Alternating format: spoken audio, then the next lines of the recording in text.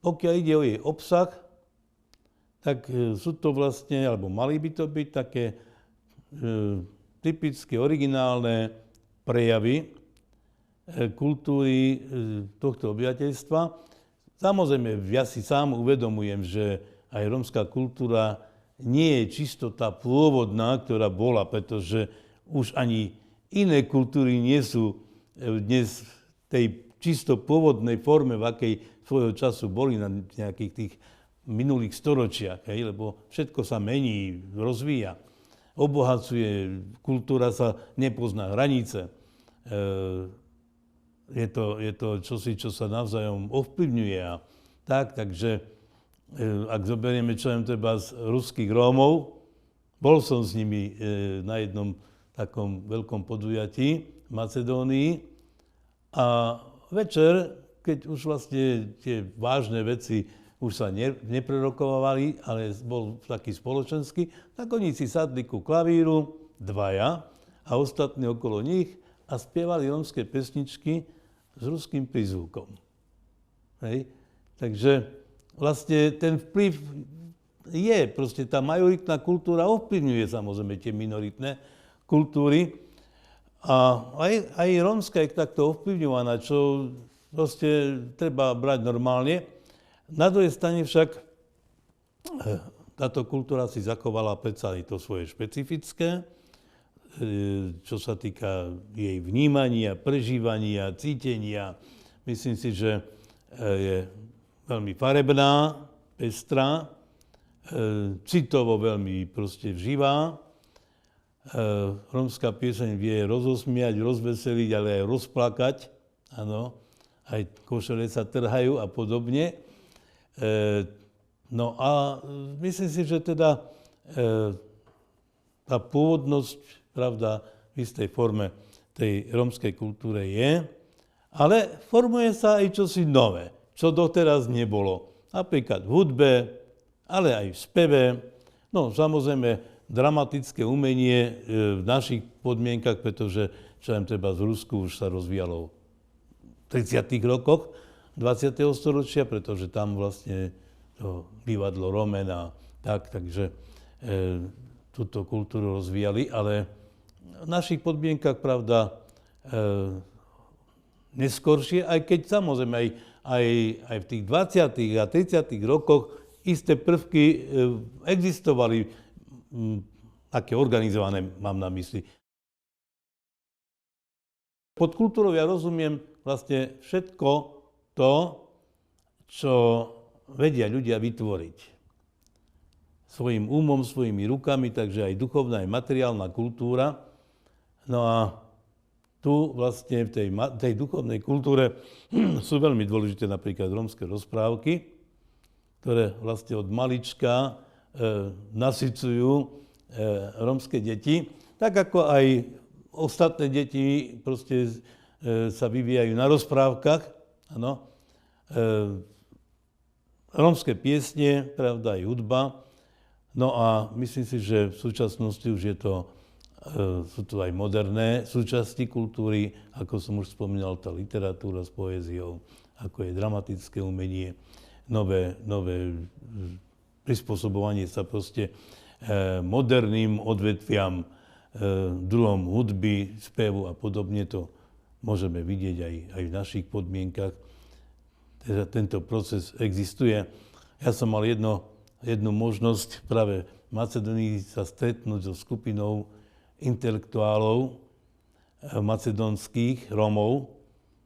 Prejavili taký záujem, zistili, že som do Slovenska a tak. A musím povedať, že urobili na mňa veľmi dobrý dojem. Naozaj to boli inteligentní, vzdelaní ľudia, ktorí vlastne k tomu rómstvu mali vlastne všetko, čo potrebovali.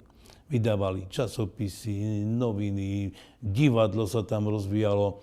Takže to bolo úžasné. A keď prišla Esma Redžepová, no tak to bolo proste čosi úžasné. To bolo čosi úžasné. Takže chcem tým povedať, že vlastne tá kultúra má svoju silu, má svoj vplyv. veľmi, veľmi silný vplyv na vedomie ľudí a vlastne vie zjednocovať ľudí. Nič iné tak nezjednocuje ľudí ako práve kultúra. To je znak, podľa ktorého sa sami identifikujeme. Áno. A tak ako v minulosti sme sa hanbili napríklad za rómsky jazyk, aj za rómskú kultúru, lebo takto nás vlastne nám ju hodnotili, tí iní, tak v súčasnosti naopak môžeme byť na ňu hrdí.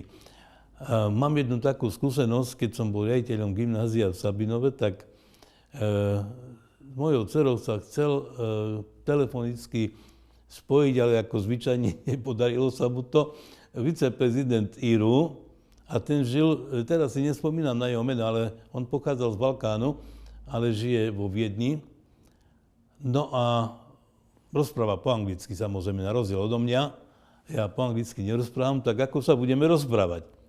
Tak po rómsky sme sa rozprávali a na to vošla do riaditeľne jedna moja kolegyňa, aj bývalá študentka, a počula, ako sa rozprávam, ale nevedela teraz presne, akým jazykom. Tak potom prišla za mnou a sa ma pýta, pán riaditeľ, to ste ako rozprávali? Tak som mi povedal rómskym jazykom, hovorím, pretože toto, kto mi volal, tak je Róm a on po anglicky vie, ja neviem, tak nejako sa musíme dorozumieť. No, takže si myslím, že aj ten jazyk nás spája, aj tá kultúra nás spája. Aj keď mnohí hovoria, a to som sa stretol aj tu u nás v Prešove, u tej skupiny proste dobrých Rómov, aj vzdelaných, že mi položil otázku, čo my máme spoločné s takými Rómami, ako sú v tých osadách, zaostalých, proste nerozvinutých, všestranne zaostalých. No tak, čo máme spoločné? No, tak tú biedu nie, tá je ich. Hovorím, ale jazyk áno. Hovorím, a už toto stačí, aby sme, možno, že sú z iného kmeňa, alebo z iného rodu, z iných podmienok, áno, ale ten jazyk nás spája, pretože vo väčšine je vlastne identický. Áno, tu a tam sú nejaké odlišnosti, ale nie sú podstatné. Vlastne základom kultúry každého národa je ľudová kultúra. Tá je prvá a je prirodzená. Hej. Z toho hľadiska samozrejme aj v rómskej kultúre je to rovnaké. Tá ľudová kultúra je základom a až keď potom ona je, tak na nej sa môže vytvárať a rozvíjať proste ďalej. A tej ľudovej patrí aj ľudová rozprávka, aj rómska ľudová rozprávka, a tých nie je málo. V rómskych komunitách sa vlastne ústnym podaním zachovali, upravovali, proste, pretože každý rozpráva, čo si pridal, čo si ubral, áno. Ale v každom prípade teda tieto rozprávky boli, pravdepodobne aj sú. A pokiaľ viem, tak prvou autorkou mne známou bola pani Lacková, ktorá napísala tie rozprávky. Ona ich napísala po slovensky.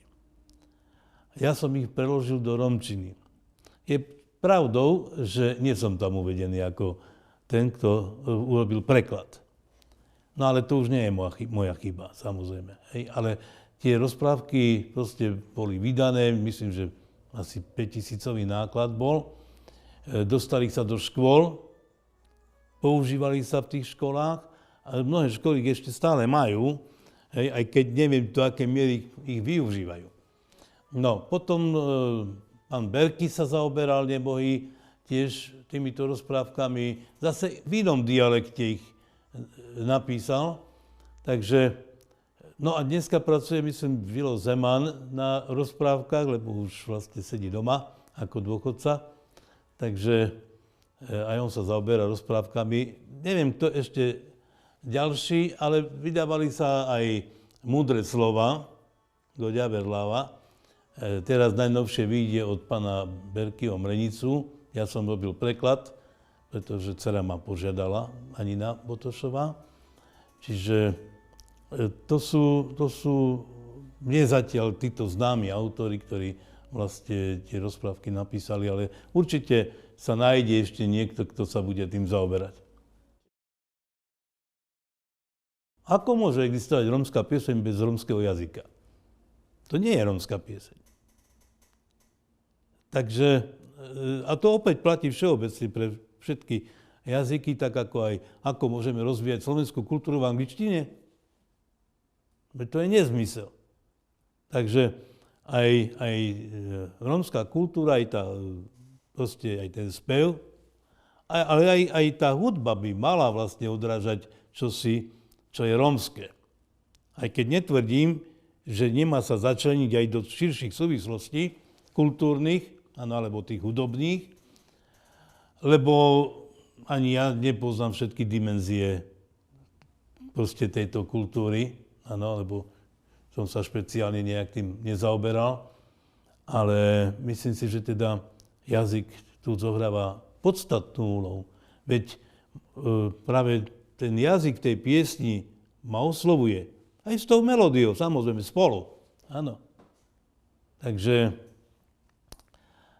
preto sa tie staršie piesne, ktorým rozumieme, sú vnímané ináč ako tieto.